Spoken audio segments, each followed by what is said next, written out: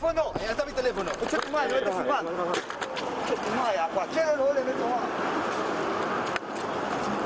Llama a la policía. Sí, saca la cámara, ¿sí? Llama a la policía, Coge el trípode.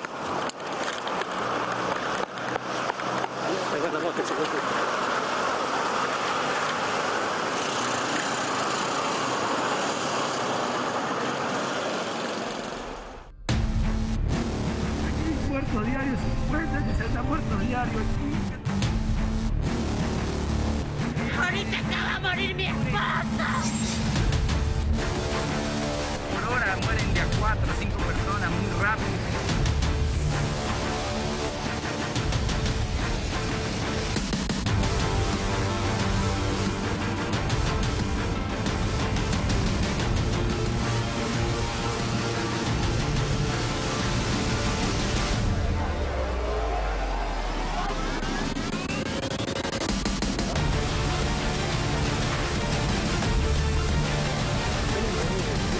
Ni siquiera iría. ¡Estamos en el disco 1! ¡Estamos en segunda vuelta!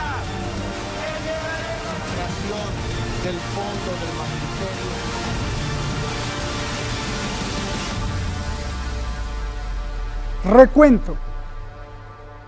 Recuento, pero ¿de votos o de daños? Urnas, de boletas o misterio. Acuerdos, con respeto o sin respeto. Voto de misterio o voto transparente. ¿Estamos al borde de la explosión o solo es una protesta de inconformes? Lo que sí es real, como en todos los países hermanos, es lo que vimos al principio. Pistola en mano, te quitan el teléfono. Hospitales que no atienden bien o no hay lugar. Muertos por coronavirus, desempleo, pobrezas, crisis económica, opositores y gobierno, lejos de ser hermanos, se ven como los peores enemigos. Y corrupción. ¿Qué hacemos? Comenzamos.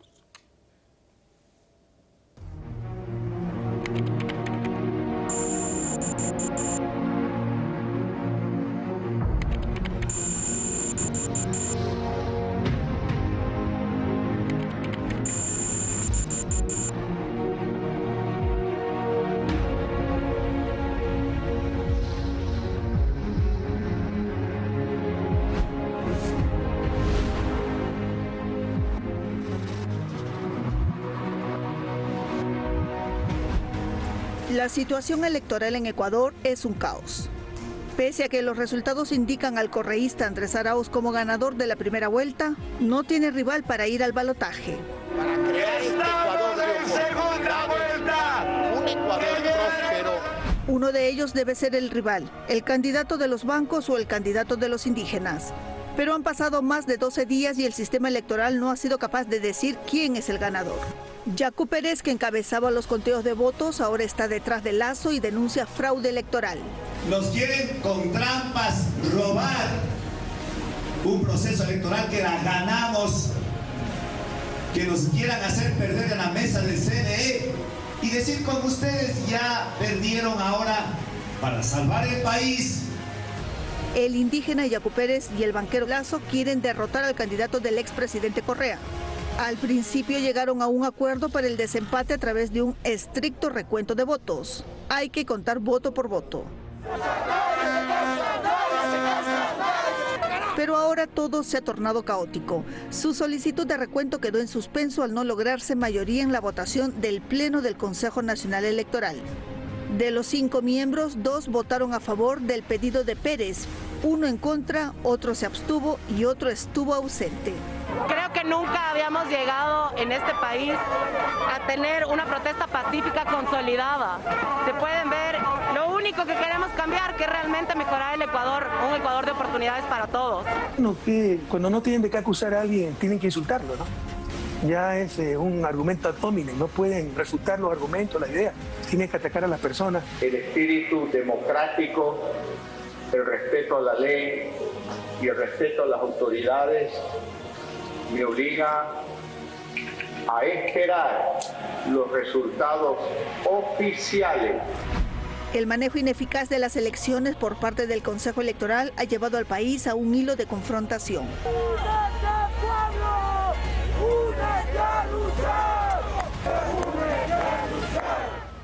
Los indígenas partidarios de Pérez están recorriendo el país, 600 kilómetros camino a la capital Quito para protestar contra los resultados. Con una terrible crisis económica, más la pandemia, más la infraestructura médica y de salud, más caos político, más confrontación electoral para algunos, Ecuador se está dirigiendo hacia una guerra civil. ¡Teléfono! Ahí está mi teléfono.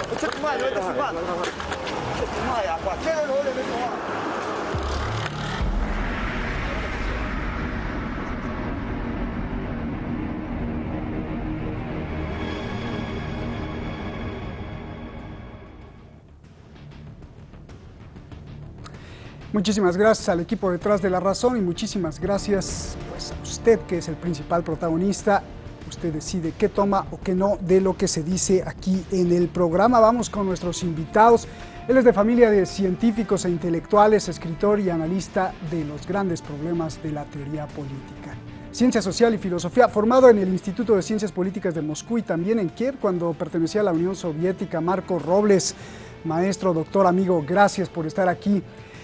También tenemos a Mauro Andino Espinosa, experto en Derecho y en Derecho Electoral, sabe muchísimas cosas. Él analiza perfectamente la situación que está viviendo este país de América Latina, allá en Quito. Mauro, gracias por estar aquí. Comienzo contigo, Mauro. A ver, antes de ir a las causas, quiero que me digas, teniendo en cuenta todos los problemas que están asfixiando al país, ¿cuál es el peligro de que todo esto se salga de control o no hay ningún peligro? Por favor. Evidentemente existen varios peligros porque estamos enfrentando una desinstitucionalización muy profunda en materia electoral. Los órganos que componen esta función del Estado en el Ecuador no han dado la talla, principalmente el Consejo Nacional Electoral, y sin duda alguna las heridas que pueden quedar de este enfrentamiento entre los candidatos que están disputándose el paso al balotaje pueden generar efectos sociales muy profundos. Una sociedad polarizada, crispada, con altos niveles de confrontación política y ahora con movilizaciones sociales en medio, por supuesto, también de una crisis sanitaria que está afectando profundamente al Ecuador. Si el órgano electoral, si el árbitro de la contienda carece de legitimidad, no te da garantías de transparencia y no te da certeza, ni siquiera en los resultados de la primera vuelta, pues sin duda alguna eso desemboca también que la elección de la segunda vuelta del 11 de abril carezca también de estos visos de transparencia, de confianza en la opinión pública. Y esto, por supuesto, abona a todo este escenario y este contexto de enfrentamiento que lo hemos estado viviendo desde los últimos años. Gracias. Doctor, gracias, Marcos. Marco, es verdaderamente un gusto para mí que estés aquí. Yo te quiero preguntar, por favor, lo mismo. ¿Hacia dónde se dirige Ecuador, teniendo en cuenta todos los problemas que se vive? ¿Cuál es el peligro? ¿Se puede salir de control o no hay nada en riesgo? Por favor, adelante. Muchas gracias en primer lugar por la invitación. Yo comparto en gran medida lo que manifestó el compañero que me antecedió en el uso de la palabra. El Ecuador vive momentos álgidos muy difíciles. En primer lugar, porque hay una incapacidad para solucionar los problemas profundos de la patria. No solamente y no exclusivamente la cuestión electoral, sino la cuestión económica, la cuestión moral, la cuestión ética. Y esta última cuestión sobre el proceso electoral parece que es el punto de quiebre de que puede haber verdaderas conmociones si los responsables no toman medidas para enmendar lo que están haciendo. El pueblo se ha dado cuenta de que prácticamente con una especie de triquiñuelas quieren engañarle, quieren hacer agua del proceso electoral y entonces se denota una enorme incapacidad para dejar de solucionar los problemas.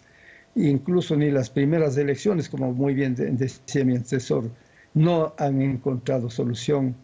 Siguen las protestas y el pueblo está cansado realmente, porque a esto se une indudablemente la crisis económica profunda, se une igualmente esta crisis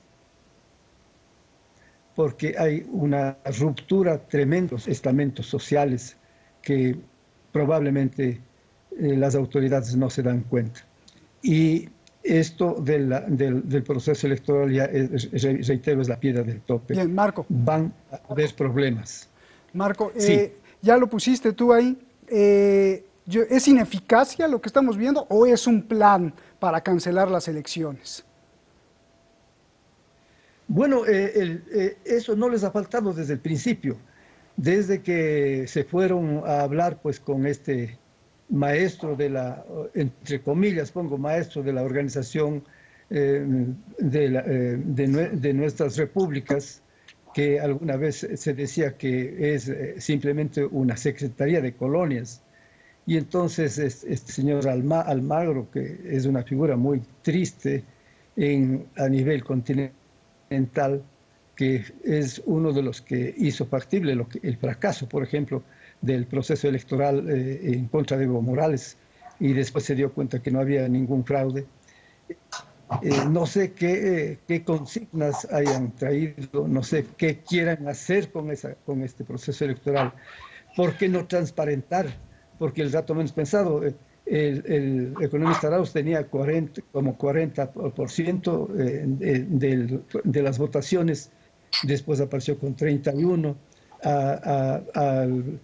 al candidato de Pachacuti le sucedió algo igual, y entonces se parece que se quiere ayudar a alguien que está tras bastidores prácticamente, y se aplaza o se indica, o se da algunos argumentos que no convencen a nadie de que falta de revisar tales actas, etcétera, etcétera, ¿no? Y el tiempo pasa y el plazo se va a vencer. Entonces, creo que han caído en el atolladero que ellos mismos crearon. Ese es mi criterio, estimado Roberto. Gracias, Marco. Yo te quiero preguntar a ti, Mauro, ¿qué ves tú? ¿Es ineficacia? ¿Es un Consejo Electoral Nacional desbordado? ¿Es lentitud, falta de preparación? O lo mismo que le pregunté a Marco, ¿este es un plan con maña?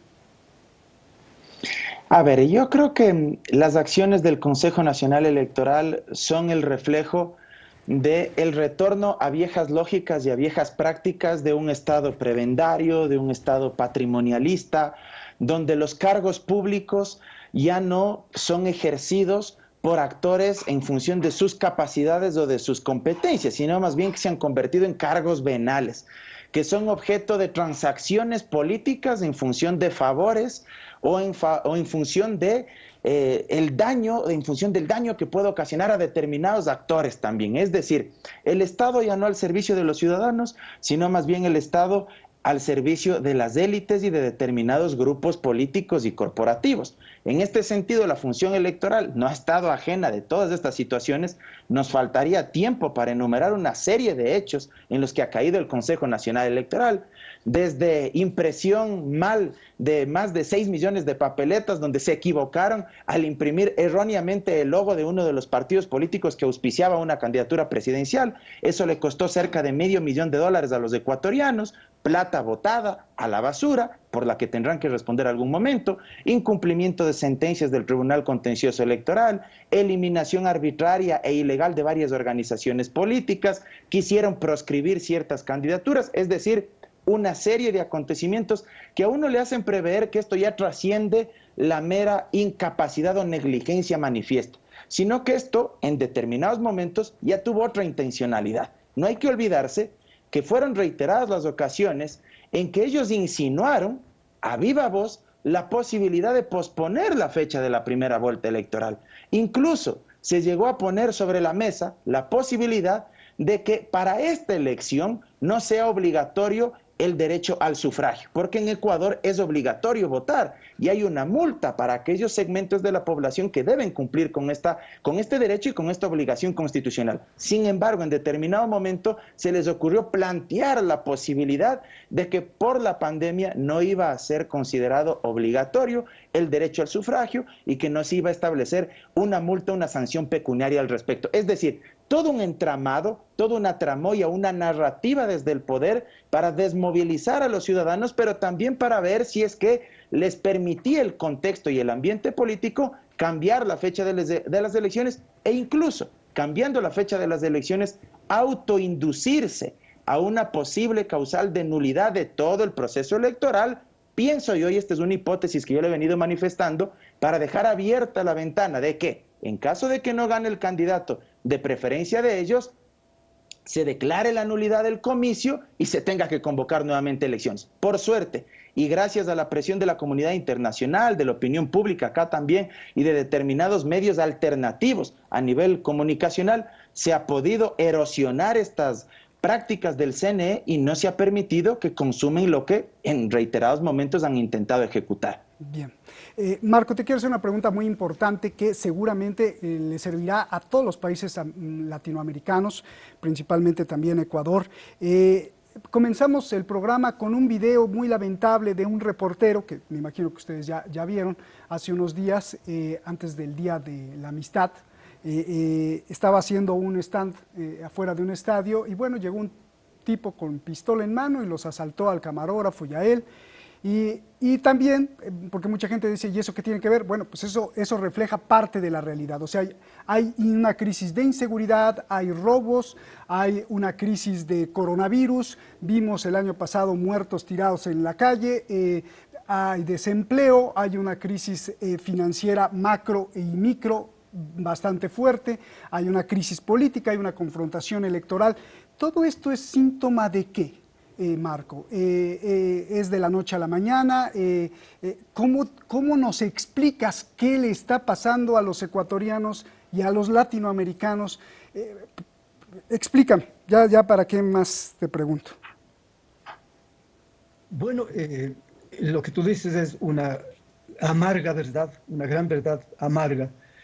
Hay prácticamente un desgobierno, diría yo.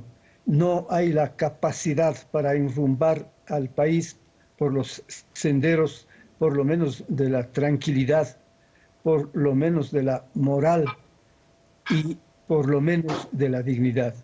Entonces, en esas condiciones, pues, puede suceder cualquier cosa, puede suceder cualquier desastre, puede haber golpes contra las poblaciones, contra los grupos que protestan, las marginaciones. ¿Por qué se llegó a eso, Marco? ¿Por qué se llegó a eso? ¿Por qué se llegó a eso? Se llegó a esto porque quienes llegaron al poder no estuvieron preparados, no eran gente capaz, y hay que considerar siempre que la política es una ciencia y es un arte. No es simplemente del que más lengua tiene o el que más dinero invierte, no. Es una verdadera ciencia. Y el político tiene que estar muy educado en moral, educado en el conocimiento de lo que es la sociedad. Por eso ya el gran Aristóteles dijo hace muchos años, hace más de 2000 años, que el ser humano es un zoopolítico, un animal político, pero no un animal cualquiera, dotado de inteligencia, de talento, de conocimiento. Y eso es lo que falta a este rato. Hay prácticamente una caída de la moral, del conocimiento, y ha llevado a este desastre que está este rato el país. El país está en una situación muy delicada. Hay más pobreza, hay más angustia, hay más desocupación, y solo algunos han llenado las faltriqueras, especialmente los que a través del FMI lograron conseguir caudales que les van a permitir gozar de la vida todo el tiempo que puedan. Ese es mi criterio al respecto. Fondo Monetario Internacional, el famoso FMI, que ha hecho muchas cosas allí en Ecuador. Te pregunto, por la misma línea, Mauro, el caos que estamos viendo en Ecuador ha sido, ya nos explicaste, yo creo que perfectamente, lo que pasa a nivel técnico, jurídico y lo que pasa tras bambalinas del Consejo Nacional Electoral. Pero este caos que estamos viendo en Ecuador ha sido orquestado o provocado desde el exterior, ¿o es responsabilidad también de los ecuatorianos? Yo creo que hay que segmentar las responsabilidades. Bien. Sin duda alguna, por una parte, existe absoluta predisposición de actores políticos nacionales a inducirnos en todo este caos institucional, en este conflicto político, y de otra parte también ha quedado en evidencia, sobre todo en las últimas semanas, que existe una clara interferencia de organismos extranjeros y yo diría que incluso de estados a nivel de gobierno que tratan de interferir en el proceso democrático ecuatoriano. Fíjense ustedes, sale justo una semana antes de las elecciones de la primera vuelta del domingo 7 de febrero, una semana antes, sale un reportaje de una revista colombiana y en ese reportaje se asume sin ningún tipo de evidencia, sin contrastar las fuentes, sin ningún tipo de sustento real, se asume ahí en ese reportaje que aparentemente el Ejército de Liberación Nacional, un grupo irregular del hermano país de Colombia, habría financiado con una cantidad aproximada de $80.000 a la campaña del candidato Andrés Arauz, que representa a la Alianza UNES. Ese reportaje fue replicado y amplificado abundantemente a través de los medios de comunicación hegemónicos en nuestro país. Pero no conformes con eso, pasa la primera vuelta, se conocen los resultados, Arauz gana el primer lugar con más del 32% de los votos y una diferencia porcentual de más de 12 puntos sobre su inmediato perseguidor, y enseguida, de forma prolija, de forma agenciosa, le tuvimos ya aquí presente al fiscal de Colombia, dizque trayendo información en relación a este tema. Y empezaron ya a aparecer las voces, aquí a nivel interno, que pedían la descalificación sin respetar el debido proceso, sin respetar la presunción de inocencia de quien estaban acusando, ya pedían la descalificación de la candidatura de Andrés Arauz.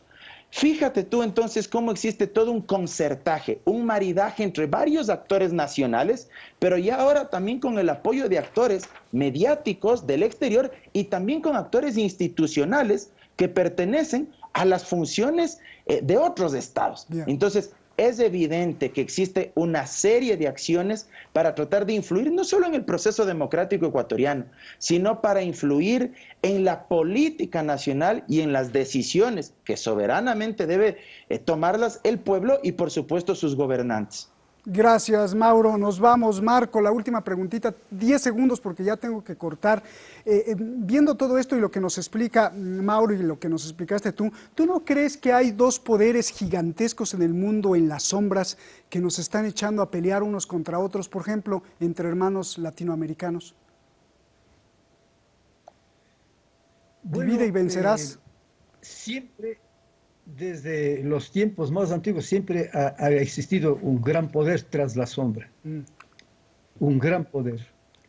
Y ese gran poder quiere mantener su hegemonía a nivel mundial. Pero lo que yo considero y lo que conozco es que comenzó su declive, no recién, sino hace algunas décadas. Y ese declive es lento. Y cuando el gigante está en peligro, se vuelve más feroz.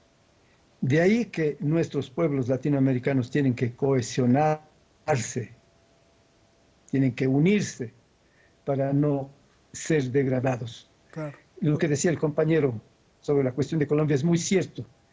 Es el que menos derecho tiene el gobierno colombiano, que permite 8 bases militares en su territorio, que significa perder, en primer lugar, el sentido de la nacionalidad. Gracias. Y de la dignidad.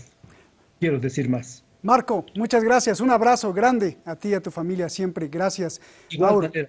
gracias. Muchas gracias. Gracias, Mauro. Gracias por estar aquí. Buenas noches. Gracias. Gracias a ustedes. Excelente lo que dijeron y nos dijeron. Hace una hora el presidente Biden pronunció su primer discurso a una audiencia mundial. Habló en la conferencia de seguridad más importante del mundo, la de Múnich. Para diferenciarse del legado de Trump, lo primero que dijo es: Estados Unidos ha vuelto. America is back, en inglés. Dijo que los 4 años anteriores fueron algo como una pesadilla, pero prometió que Estados Unidos volverá a los acuerdos, respetará y será más amigo. Advirtió a quienes creen que la autocracia es lo mejor para enfrentar la crisis que vivimos. Dijo a ellos: están muy equivocados, que la única salida es la democracia. En fin, le dio esperanzas al mundo. Y ahí está el punto. A mí, por lo menos, no sé si esto me asusta más que la diarrea mental de Donald Trump. Buenas noches. Pero ¿sabe qué? Antes de irme, lo que sea, imaginemos un mundo mejor. Eso sí sirve. Buenas noches a todos.